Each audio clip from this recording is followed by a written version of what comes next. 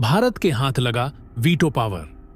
संयुक्त राष्ट्र में पहुंचते ही जयशंकर ने लगाई ऐसी दहाड़ कि देखता रह गया पूरा चीन, पागल हुआ पूरा यूरोप। अब भारत बना यूनाइटेड नेशन का बादशाह। यूनाइटेड नेशन में भारत के धमाकेदार एंट्री से हिल गई पूरी दुनिया। दोस्तों, पीएम मोदी और एस जयशंकर के संयुक्त राष्ट्र में पहुंचने से ठीक पहले यूएन में भारी उलटफेर शुरू हो गया है। संयुक्त राष्ट्र ने भारत को लेकर एक धमाकेदार ऐलान करते हुए चीन और इटली जैसे देशों के गाल पर तमाचा मार दिया है। दोस्तों, आप सभी जानते हैं कि चीन, इटली, पाकिस्तान और कनाडा जैसे मुट्ठी भर देश भारत को वीटो पावर देने से साफ इनकार कर रहे हैं। लेकिन अब ऐसे देशों को संयुक्त राष्ट्र महासभा के अध्यक्ष ने मुंह तोड़ जवाब दिया है। लेकिन उसके बाद भारत को लेकर एक और बवाल मच गया, जब खुद संयुक्त राष्ट्र महासचिव ने भारत का नाम लेकर पूरी दुनिया को हिला दिया। उधर यूएन में भारत के नए राजदूत ने सुरक्षा परिषद का छप्पर फाड़कर रख दिया। आजकल यूनाइटेड नेशन को लेकर रोज नए नए डेवलपमेंट सामने आ रहे हैं, तो आइए जरा देखते हैं कि आखिर पूरा का माजरा क्या है। लेकिन वीडियो में आगे बढ़ने से पहले भारत के इस कामयाबी के लिए इस वीडियो पर एक लाइक तो बनता है। फटाफट वीडियो को लाइक कर दीजिए। दोस्तों, अभी हाल ही में कुछ दिन पहले संयुक्त राष्ट्र महासभा के अध्यक्ष डेनिस फ्रांसिस ने भारत को लेकर एक बड़ा ऐलान करते हुए पूरी दुनिया को चौंका दिया था और कहा था कि यूएनएससी के परमानेंट सीट पाने के लिए भारत सबसे प्रबल दावेदार है। उन्होंने यह भी कहा कि यूएनएससी में सुधार और नए सदस्यों को शामिल करना अत्यंत आवश्यक हो गया है। खास करके भारत जैसे 140 करोड़ की आबादी वाले लोकतांत्रिक देश को नजरअंदाज नहीं किया जा सकता। उनके कहने का मतलब यही था कि अगर भारत को नजरअंदाज किया गया तो फिर भारत यूनाइटेड नेशन जैसा एक दूसरा संगठन बना लेगा। इसके बाद यूनाइटेड नेशन का अस्तित्व हमेशा हमेशा के लिए लीग ऑफ नेशन की तरह मिट जाएगा।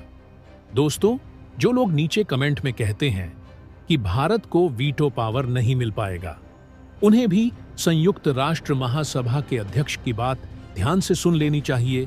उन्होंने भारत का नाम लेकर और भी कई तारीफ की थी और कहा था कि भारत को तुरंत परमानेंट सीट देना अनिवार्य हो गया है, जिसमें उन्होंने बताया था कि भारत हमेशा बहुपक्षवाद यानी मल्टीलैटरलिज्म का मजबूत समर्थक रहा है और यह संयुक्त राष्ट्र के लिए काफी इंपॉर्टेंट है। उन्होंने अपने कार्यकाल के खत्म होने से पहले कहा कि भारत ने विकासशील देशों के साथ अपने अनुभव और ज्ञान को साझा करने में हमेशा आगे बढ़कर योगदान दिया। इसके लिए भारत सरकार की सराहना होनी चाहिए। आगे उनका कहना है कि मौजूदा यूएनएससी आज भी भू राजनीतिक स्थिति को सही तरीके से नहीं दर्शाता, इसीलिए भारत को उसका अधिकार तुरंत देना चाहिए। अपने कार्यकाल के खत्म होने से पहले संयुक्त राष्ट्र महासभा के अध्यक्ष ने भारत का लोहा मान लिया है और जाते जाते पूरी दुनिया से अपील की है कि अगर महान देश भारत को सिक्योरिटी काउंसिल में परमानेंट सीट और वेटो पावर नहीं मिला तो कोई बड़ा अनर्थ हो जाएगा। उन्होंने पूरी दुनिया को एक बड़ी चेतावनी दी है। जो भारत को अब तक हल्के में ले रहे थे, अब उन्हें भारत की असली ताकत का एहसास हो रहा है। आगे बढ़ते हुए उन्होंने चीन, पाकिस्तान, इटली और कनाडा जैसे देशों का कान फाड़ते हुए कहा कि कोई भी इस बात को अनदेखा नहीं कर सकता कि भारत ने हमेशा वैश्विक मामलों में मजबूत योगदान दिया है और उसका भविष्य उज्जवल है। उन्होंने साफ कर दिया है कि भारत को वीटो पावर लेने से कोई नहीं रोक सकता। यहां सबसे ज्यादा ध्यान देने वाली बात यह है कि भारत को लेकर इतना बड़ा ऐलान यूनाइटेड नेशन का कोई छोटा मोटा प्रवक्ता या आम पदाधिकारी ने नहीं, बल्कि खुद संयुक्त राष्ट्र महासभा के अध्यक्ष ने किया है, जिनके पास पूरी दुनिया की तमाम जानकारी अवेलेबल है। उन्होंने रिपोर्ट देखकर बताया कि भारत को कोई रोक नहीं सकता और ना ही कोई झुका सकता है। यूनाइटेड नेशन में भारत के बढ़ते प्रभाव को लेकर अब ऐसा लग रहा है कि या तो यूनाइटेड नेशन का अस्तित्व रहेगा या फिर भारत को वीटो पावर मिलेगा। और जब तक भारत को वीटो पावर नहीं मिलता, तब तक हम इस चैनल पर संघर्ष जारी रखेंगे। बस आप सभी का साथ मिलता रहना चाहिए। मैं जानता हूं कि नीचे कुछ कमेंट पाकिस्तान और बांग्लादेश से भी आते हैं। वहां के कुछ लोग हमेशा भारत को नीचे गिराने की कोशिश करते हैं। उन्हें हम बता देना चाहते हैं कि वह अपने मंसूबों में कभी सफल नहीं हो पाएंगे, इसलिए उन्हें अपने काम पर ध्यान देना चाहिए। दोस्तों, सितंबर महीने के आखिरी दिनों में संयुक्त राष्ट्र के अंदर भारत बहुत बड़ा धमाका करने जा रहा है, क्योंकि पीएम मोदी और विदेश मंत्री एस जयशंकर इस दौरान भारत को लेकर बहुत बड़ा ऐलान करने जा रहे हैं। दरअसल संयुक्त राष्ट्र महासभा के 80वें सत्र की उच्च स्तरीय चर्चा 24 से 30 सितंबर तक चलेगी। इस दौरान यूनाइटेड नेशन में भारत को लेकर कई चौंकाने वाले ऐलान हो सकते हैं, जिसका सिलसिला शुरू हो चुका है। हालांकि इस बार पीएम मोदी महासभा को संबोधित नहीं करेंगे। भारत की ओर से इस बार विदेश मंत्री एस जयशंकर महासभा को संबोधित करेंगे। लेकिन माना जा रहा है इस बार वीटो पावर पाने के लिए विदेश मंत्री एस जयशंकर पूरे यूनाइटेड नेशन को हिलाकर रख दें, और इसके लिए छोटा मोटा बवंडर उठना शुरू हो चुका है। और सबसे बड़ी बात यह है कि राष्ट्रपति जो बाइडेन के इस कार्यकाल का महासभा में यह अंतिम संबोधन होगा, क्योंकि अमेरिका में इसी वर्ष नवंबर में राष्ट्रपति चुनाव होने वाले हैं। अपने अंतिम संबोधन में जो बाइडेन भारत को लेकर यूएन में कुछ बड़ा फैसला कर सकते हैं।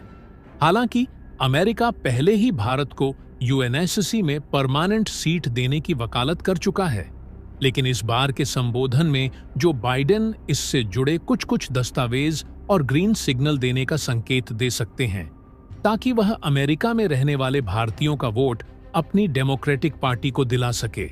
दोस्तों, आपको बता दें कि संयुक्त राष्ट्र के महासचिव एंटोनियो गुटेरेस महासभा के सत्र में आम चर्चा शुरू होने से पहले अपनी रिपोर्ट प्रस्तुत करेंगे, और इस रिपोर्ट में यूएन रिफॉर्म की बात जरूर होगी, क्योंकि वह इसके लिए कई महीनों से आवाज उठा रहे हैं। लेकिन हमारे लिए खुशखबरी की बात यह है कि उनकी इस रिपोर्ट में भारत को वीटो पावर देने की बात भी शामिल हो सकती है, क्योंकि उन्होंने कई मौकों पर भारत और अफ्रीका को जल्द से जल्द परमानेंट सीट देने की वकालत की है। इसे देखते हुए एक बच्चा भी कह सकता है कि संयुक्त राष्ट्र में भारत की ताकत और साख दिन प्रतिदिन बढ़ती जा रही है। अब आइए दोस्तों, आपको एक और दिलचस्प धमाकेदार बयान सुना देते हैं। यह बयान भी यूनाइटेड नेशन का कोई आम प्रवक्ता या पदाधिकारी ने नहीं दिया, बल्कि खुद संयुक्त राष्ट्र महासचिव ने भारत को लेकर एक बड़ा ऐलान किया है। संयुक्त राष्ट्र महासचिव एंटोनियो गुटेरेस ने भी भारत की तारीफ करते हुए कहा कि भारत संयुक्त राष्ट्र में लोकतांत्रिक व्यवस्था का एक मजबूत स्तंभ है और दोनों के बीच का सहयोग काफी शानदार है। जैसे ही पीएम मोदी ने यूनाइटेड नेशन में अपना स्पीच कैंसिल किया, उसके बाद पूरा का पूरा यूनाइटेड नेशन और उसके अध्यक्षों ने भारत की तारीफों की लड़ी लगा दी है, और यह दर्शाता है कि भारत कितना पावरफुल हो चुका है। एक तरफ मोदी ने स्पीच कैंसिल किया और उधर पूरा यूनाइटेड नेशन सहम गया। यह दर्शाता है कि भारत अपने बल यूनाइटेड नेशन की ऐसी तैसी कर सकता है। संयुक्त राष्ट्र में भारत के नए दूत पी हरीश का गुटेरेस ने स्वागत किया। अब यूएन में भारत के नए राजदूत पी हरीश साहब का नाम आपको बार बार हमारे चैनल पर सुनने को मिलेगा। हरीश ने संयुक्त राष्ट्र महासचिव एंटोनियो गुटेरेस को अपना परिचय पत्र दिया, जिस पर गुटेरेस ने कहा कि आपका स्वागत है। भारत और संयुक्त राष्ट्र का सहयोग पहले से ही मजबूत है और आपकी मौजूदगी इसे और बेहतर बनाएगी। पी हरीश ने बताया कि वह प्रधानमंत्री मोदी और विदेश मंत्री जयशंकर का अभिवादन लेकर आए हैं, जिस पर एंटोनियो गुटेरेस पहुंचने के बाद हरीश ने कई नेताओं से मुलाकात की, जिनमें यूएन महासभा के अध्यक्ष डेनिस फ्रांसिस और अन्य देशों के यूएन दूत शामिल थे।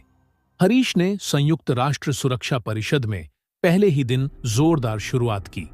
उन्होंने राजनीतिक मतभेदों की आलोचना करते हुए कहा कि यह शांति स्थापना अभियानों पर नकारात्मक असर डाल रहा है। भारत ने यूएनएससी में स्थायी सदस्यता के लिए अधिक प्रतिनिधित्व की मांग की है। तो दोस्तों, इसके बारे में आपका क्या कहना है? कमेंट बॉक्स में जरूर बताइएगा।